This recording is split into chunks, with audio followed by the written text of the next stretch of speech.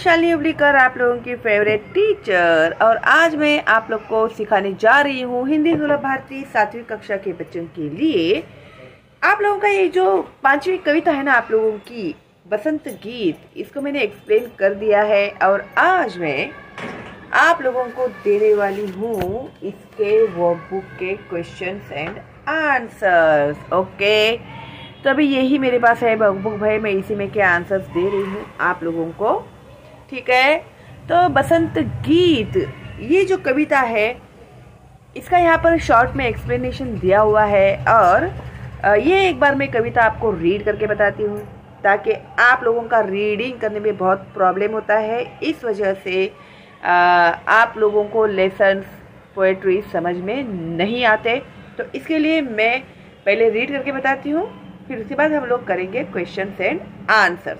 Okay, तो 5 बसंत गीत चंद्र प्रकाश चंद्र जी ने इसे लिखा हुआ है। इसका एक्सप्लेनेशन वर्कबुक के क्वेश्चन एंड आंसर्स लिखने के पहले इसका एक्सप्लेनेशन आप लोग जरूर देखोगे। ठीक है, प्लेलिस्ट पे जाओ, आपको इसका एक्सप्लेनेशन मिल जाएगा। जन्म 3 अक्टूबर 1957, बुलंदशहर उत्तर प्रदेश। उन्होंने लिखी हुई रचनाएं है ये ख्याल ऊपर और ऊपर, लघु कथा है ये, शॉर्ट स्टोरी। टेलीफिल्म यानी जो टेलीविजन पर दिखाई जाते हैं छोटे छोटे फिल्म्स, वो गीत, बाल गीत आदि। परिचय यानी इंट्रोडक्शन। चंद्र प्रकाश चंद्र जी कवि, लेखक, निर्देशक, अभिनेता, बहुप्रतिभा के धनी है। आपने विविध पत्र पत्रिकाओं में लेखन किया है। प्रस्तुत गीत में कवि ने बसंत ऋतु में होने वाले परिवर्तन, प्रभाव और प्राणियों में फैले उल्लास को दर्शाया है। सजी आयो रे ऋतु बसंत सजी आयो, अजी गाओ रे ऋतु बसंत सजी आयो। कली कली करत कलोल कुसुम मन, मंद मंद मुस्कायो। गुन गुन गुन गुन गूंजे मधुप गन, मधु मकरंद चुरायो। सजी आयो रे ऋतु बसंत सजी आयो, अजी गाओ रे ऋतु बसंत सजी आयो। बन बन बाग बाग बगियन में, सुहनी सुगंध उड़ायो। ठुमकी ठुमकी मयूरा नाचत, गीत कोयलिया गायो। सजी आयो रे ऋतु बसंत सजी आयो, अजी गाओ रे ऋतु बसंत सजी आयो। पीली पीली सरसों फूली, अरु बौर अमवा पे छायो। हरी हरी मटर बिछौने ऊपर, अंतिम रंग बरसायो। सजी आयो रे बसंत सजी आयो रे ऋतु बसंत सजी आयो, अजी गाओ रे ऋतु बसंत सजी आयो। ओके, तो इसका एक्सप्लेनेशन आप लोग जरूर देखिएगा। अभी हम लोग शुरू करते हैं वर्कबुक। तो बसंत गीत, इसमें इसका एक्सप्लेनेशन दिया हुआ है, वो भी मैं रीड करने वाली हूँ। बसंत गीत चंद्र प्रकाश चंद्र, कविता का परिचय। इस कविता में कवि ने बसंत ऋतु के आगमन पर प्रकृति में होने वाले परिवर्तनों का वर्णन किया है। जो एनवायरनमेंट में जो चेंजेस आते हैं ना, उसके बारे में उन्होंने इसमें लिखा हुआ है। इस ऋतु में जिधर भी दृष्टि जाती है, चारों ओर सौंदर्य, सुगंध और उल्लास का वातावरण होता है। तो ये जो सीजन होता है बसंत ऋतु में, चारों ओर बहुत ही अच्छा हैप्पी एंड हेल्दी एटमॉस्फेयर होता है। बहुत एक ब्यूटीफुल होता है, अपना जो निसर्ग होता है, नेचर होता है, बहुत ब्यूटीफुल होता है, खुशबूदार और खुशियों से भरा, आनंद से भरा, उल्लास से भरा हुआ होता है। अभी यहाँ पर कविता का सरल अर्थ दिया हुआ है। बसंत ऋतु सज धज कर आ गई है, सब बसंत के गीत गाओ। कलियां क्रीड़ा कर रही है, क्रीड़ा करना यानी खेलना। ठीक है, वो झूलते हैं ना वैसे। फूल ऐसे लग रहे हैं मानो वे मन में मंद मंद मुस्कुरा रहे हैं। फूल मन ही मन मुस्कुरा रहे हैं। भौरे गुनगुन गुंजार कर रहे हैं और इधर से उधर उड़कर फूलों का रस पी रहे हैं। तो भौरा जो होता है वो क्या कर रहे हैं, खुशी के मारे यहाँ वहाँ फूलों पर बैठ के उनका रस पी रहे हैं। बसंत ऋतु सज धज कर आ गई है, अब बसंत के गीत गाओ। वनों में बाग बगीचों में मनमोहक सुगंध उड़ रही है। मोर ठुमक ठुमक कर नाच रहे हैं और कोयल मधुर गीत गा रही है। बसंत ऋतु सज धज कर आ गई है, सब बसंत के गीत गाओ। खेतों में हर तरफ सरसों के पीले पीले फूल दिखाई पड़ रहे हैं। आमों पर बौर आ गए हैं। बौर आना यानी वो जो उसको मराठी में मोहर बोलते हैं। देखो, आम में फल आने के पहले वो जो उन पर फूल आते हैं ना, ऐसा बंच आता है बहुत बड़ा वो फूलों का, वो तो उसे बौर कहते हैं। ओके। मटर की फलियां इतनी अधिक है कि ऐसा लगता है मानो किसी ने हरा बिछौना बिछा दिया है। इतनी ज्यादा क्वांटिटी में ऐसे लग रहा है कि किसी ने हरा बिछौना ही बिछा दिया है और उस पर बहुत से रंग बरसा दिए हो। बसंत ऋतु सज धज कर आ गई है, बसंत के गीत गाओ। संकलित मूल्यांकन, लेखन अभ्यास, वर्ग कार्य मीन्स क्लास वर्क, गृह कार्य मीन्स होमवर्क। पद्यांश क्रमांक 1। प्रश्न, निम्नलिखित पद्यांश पढ़कर दी गई सूचनाओं के अनुसार कृतियां करो। अभी ये जो पद्यांश दिया हुआ है उसमें से ही नीचे सवाल पूछे गए हैं। With the help of this we have to solve questions and answers. Okay. अभी नीचे दिया है कृति 1 आकलन। कविता की पंक्तियां पूरी करो।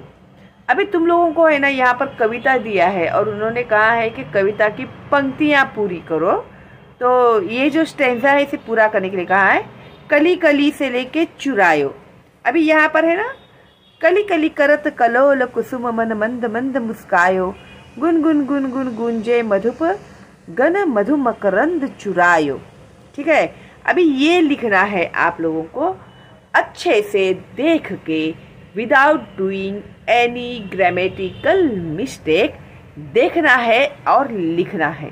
इसमें भी तुम लोग गलतियां करते हो और इस वजह से तुम लोगों के सिली मिस्टेक्स की वजह से तुम लोगों के मार्क्स है ना कट जाते हैं और तुम लोग को पता भी नहीं चलता कि तुम लोग के मार्क्स क्यों कटे। इसके लिए लिखते समय ग्रामेटिकल मिस्टेक्स आप लोगों को बिल्कुल भी नहीं करने हैं। ओके। लैंग्वेज में ग्रामेटिकल मिस्टेक्स में ही आप लोगों के मार्क्स कट जाते हैं। इसके बाद दिया है बन बन से गायो। अभी यहीं पे है कविता। तो हम लोगों को तो कविता पूरी बाय हार्ट करनी पड़ती थी, मालूम है तुम लोग को। लिख लिख के निकालते थे हम लोग 10-10 बार एक कविता, क्योंकि हम लोगों को डायरेक्ट ऐसे ही दे देते कविता पूरी करो। यहाँ पे तो तुम लोग को पूरा दिया हुआ है रेडीमेड। ठीक है। हम लोग तो बाय हार्ट करके हम लोग को कविता पूरी करनी पड़ती थी। ओके। तो देख के तो तुम लोग मिस्टेक मत करो ना कम से कम। फिर यहाँ से देखो, बन बन बाग बाग बगियन में सुहनी सुगंध उड़ायो, ठुमकी ठुमकी मयूरा नाचत गीत कोयलिया गायो। तो ये बराबर से विदाउट डूइंग एनी मिस्टेक यहाँ पर लिखना है आपको। ठीक है। पद्यांश में से 2 ऐसे प्रश्न तैयार करो जिनके उत्तर निम्नलिखित शब्द हो। अभी जब तुम लोग को एग्जाम में ऐसे पूछा जाता है ना कि ये जो पद्यांश है इसमें से तुम लोग को 2 क्वेश्चंस तैयार करने हैं। अभी नॉर्मली हम लोग को एग्जाम में क्वेश्चंस पूछे जाते हैं, हम लोग आंसर्स लिखते हैं, है ना।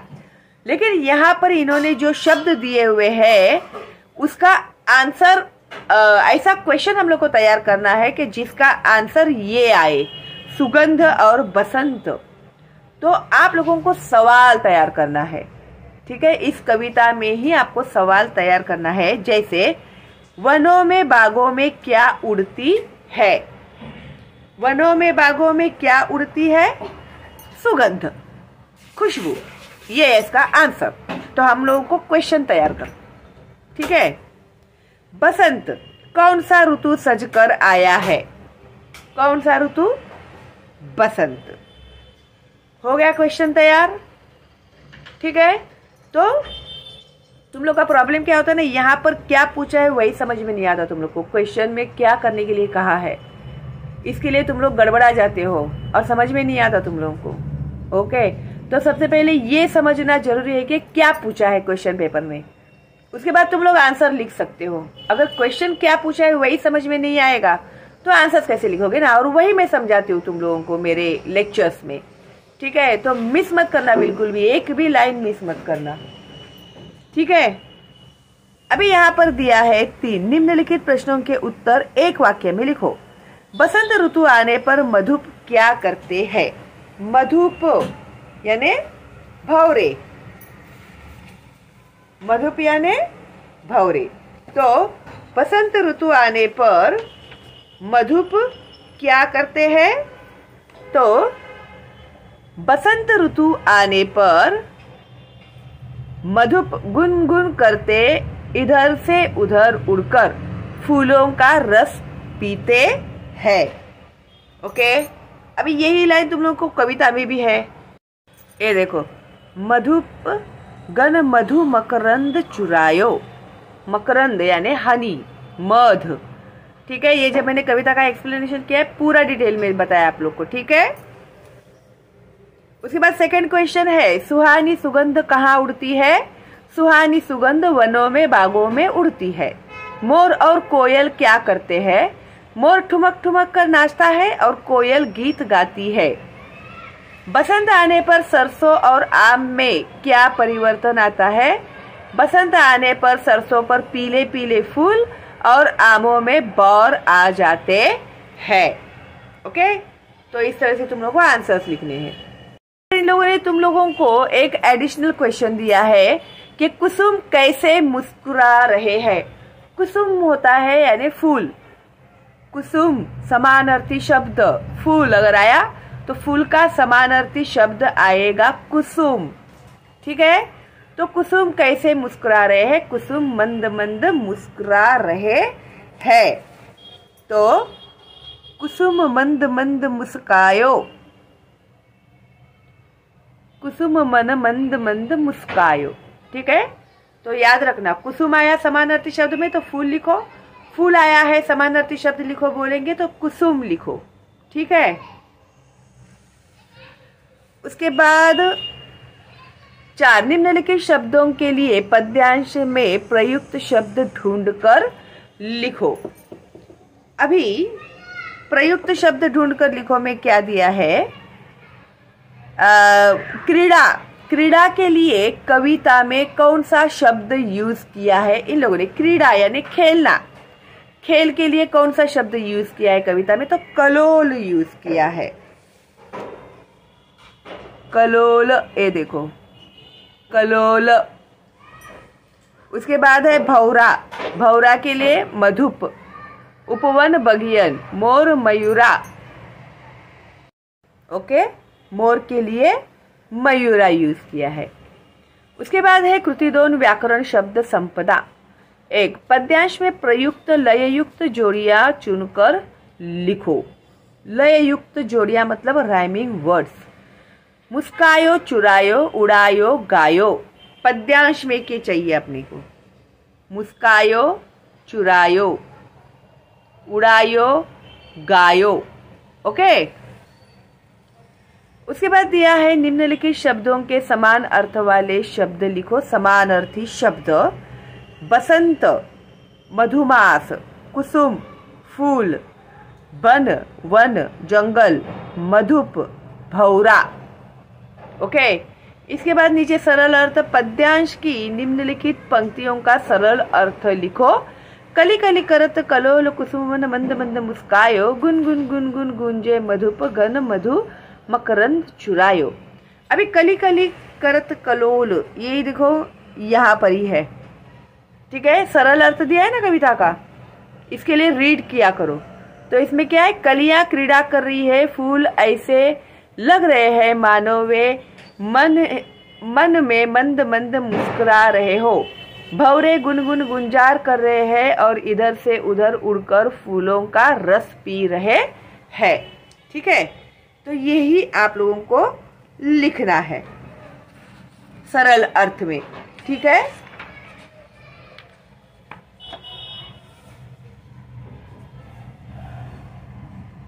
हाँ ठीक है। अभी उसके बाद नेक्स्ट हम लोगों को इन्होंने दिया हुआ है, हाँ बराबर है, और यहाँ पे भी इन लोगों ने लाइन दी है ना, तो मैं कंफ्यूज हो गई क्या लाइन आ गई ऊपर करके। ठीक है, कोई बात नहीं। पद्यांश क्रमांक 2, प्रश्न, निम्नलिखित पद्यांश पढ़कर दी गई सूचनाओं के अनुसार कृतियां करो। पद्यांश क्रमांक 2, पाठ्य पुस्तक पृष्ठ क्रमांक 39 यानी पेज नंबर 39। फिर सजी आयो ऋतु बसंत सजी आयो, पीली पीली सरसों से लेके सजी आयो बसंत ऋतु सजी आयो। कृति 1 आकलन, कृति पूर्ण करो। पद्यांश में इन रंगों का उल्लेख किया गया है। तो कौन से रंगों का उल्लेख किया गया है पद्यांश में? पीली और हरी, ये 2 रंगों का इसमें यूज किया है। ये 2 रंगों को उन्होंने बताया है हम लोग को, पीली एंड हरी। पीली मीन्स येलो, हरी मीन्स ग्रीन। चौखट पूर्ण करो। बसंत के आगमन पर खेतों में फूली, क्या फूली? पीली सरसों। आम पर छाया बौर। उचित शब्द द्वारा रिक्त स्थानों की पूर्ति करो। सजी आयो रे ऋतु बसंत सजी आयो, अजी गाओ रे ऋतु बसंत सजी आयो, पीली पीली सरसों फूली, अरबौर अमवा पे छायो, हरी हरी मटर बिछौने ऊपर अमित रंग बरसायो। कविता में से ही लेने का है ये। ओके। उसके बाद है कृति 2 व्याकरण शब्द संपदा। निम्नलिखित शब्दों का मानक वर्तनी रूप लिखो। अभी यहाँ पर कविता में जो अमवा कहा है वो क्या है? आम। अरु, अरु का मतलब होता है और, ठीक है? हम लोग बोलते हैं ना मैं और तू, तो वैसे और की जगह पे अरु यूज किया उन लोगों ने वहां पे। 2 निम्नलिखित शब्दों का लिंग पहचान कर लिखो। बसंत पुल्लिंग, ऋतु स्त्रीलिंग, मटर पुल्लिंग, बिछौने पुल्लिंग। व्याकरण यहाँ पे कृति 3 पद्यांश की निम्नलिखित पंक्तियों का सरल अर्थ लिखो। पीली पीली सरसों फूली, अरु बौर अमवा पे छायो, हरी हरी मटर बिछौने ऊपर अमित रंग बरसायो। तो जैसे मैंने आपको अभी भी कहा था कि यहाँ पर ही तुम लोग को दिया हुआ है सरल अर्थ। तो खेतों में हर तरफ से लेके बरसा दिए हो तक आप लोगों को आंसर लिखना है, उसका सरल अर्थ। ओके। पद्यांश में से 2 ऐसे प्रश्न तैयार करो। ओ नहीं, ये फिर मैं कहा पीछे चालू है ना हम लोग का। सरल अर्थ बताया ना मैंने आपको। हाँ, अभी व्याकरण और भाषा ज्ञान। प्रश्न पहला, निम्नलिखित शब्दों के समान अर्थी शब्द कविता में से ढूंढकर लिखो। अपने मन से नहीं लिखना है, कविता में से ढूंढकर लिखना है। ठीक है? ये जो मैं इंपॉर्टेंट इंस्ट्रक्शंस देती हूँ ना आप लोग को, आप लोग बहुत ध्यान से याद रखना उनको। ठीक है? गलतियां मत करना। और मैं एग्जाम में ये इम्पॉर्टेंट है, ये आएगा बोलेगी मैं तो वो आएगा ही आपको एग्जाम में। जो भी मैं इम्पोर्टेंट देती हूँ वो आता ही है। आपको अगर भरोसा नहीं हो तो बच्चों के कमेंट्स देखो आप लोग। ठीक है? तो प्रश्न पहला, निम्नलिखित शब्दों के समान अर्थी शब्द कविता में से ढूंढ कर लिखो। फूल के लिए कुसुम, भौरा मधुप, जंगल बन, उपवन बगियन, खुशबू सुगंध, मोर मयूर, कोकिल कोयलिया, मंजरी बौर और अरु। अभी यहाँ पर इन्होंने नीचे हमें दिया हुआ है, निम्नलिखित शब्दों को वर्ण क्रमानुसार लिखो। अभी वर्ण क्रमानुसार लिखो बोले तो जैसे स्वर और व्यंजन होते हैं ना, जैसे अ आ इ ई उ ऊ ए ऐ ओ औ अम आहा। तो इंग्लिश में जब हम लोग इसको करते हैं तो कैसे करते हैं? अल्फाबेटिकल ऑर्डर्स में, है ना? तो इसी तरह से सेम हम लोग को वर्ण क्रमानुसार यहाँ पर लिखना है। समझे तुम लोग? वर्ण क्रमानुसार जो हम लोग इंग्लिश में अल्फाबेटिकल ऑर्डर लगाते हैं उसे ही हिंदी में वर्ण क्रमानुसार कहते हैं। जैसे अ आ इ ई, फिर क ख ग घ न, ये सब याद रखा करो भाई, तुम लोग भूलो मत।